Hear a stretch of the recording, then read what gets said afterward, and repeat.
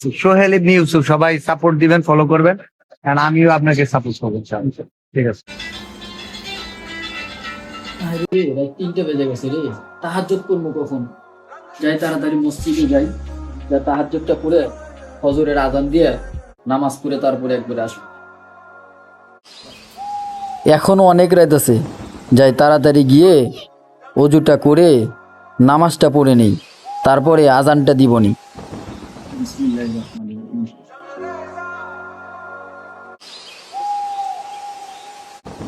আশহাদু আল্লা ইলাহা ইল্লাল্লাহ ওয়া আশহাদু আন্না মুহাম্মাদান আবদুহু ওয়া রাসূলুহু। এমন একটা বাড়ির চুরি করতে আসছি, কিচ্ছু দেখতে পারছি না। দেখি ঘরের ভিতর কিছু আছে কি না, কিছুই দেখতে পারছি না। ও যাক, একটা ছাতা পাইছি।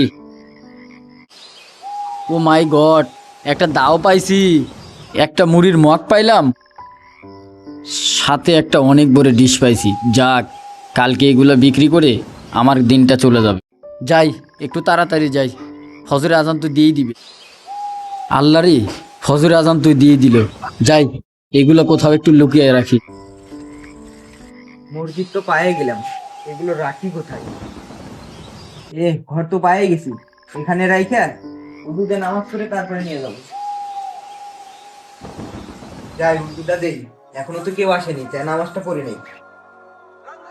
আজকে রাত্রে কামাই তো ভালোই হলো, ওযুটাও তাড়াতাড়ি করি যাতে কেউ দেখতে না পারে, যা তাহাজ্জুদের নামাজটা পড়েই নেই।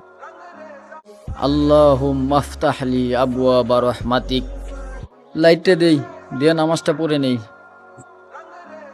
আমি মনে করছিলাম এই এলাকায় সব মনে হয় আমি একলাই, তা দেখি আমার আগে একজন এসে টিভিতে নামাজ পড়ছে।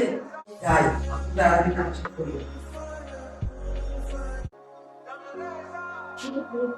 আমার এলাকায় এত ভালো মানুষ আমি তো কোনোদিন দেখি নাই। এরকম ভালো মানুষ আমার জীবনে তো আমি কখনো আমার এই মসজিদে দেখি নাই। নিঃসন্দেহে এই লোকটি ভালো মানুষ হবে, তা না হলে এত রাত্রে সে মসজিদে, তাও আবার তাহাজ্জুদের নামাজ পড়তে আসছে। অবশ্যই লোকটি খাঁটি মুমিন এবং মুসলমান। ভাই, আমি তো এর আগে কখনো আপনাকে এই মসজিদে দেখি নাই।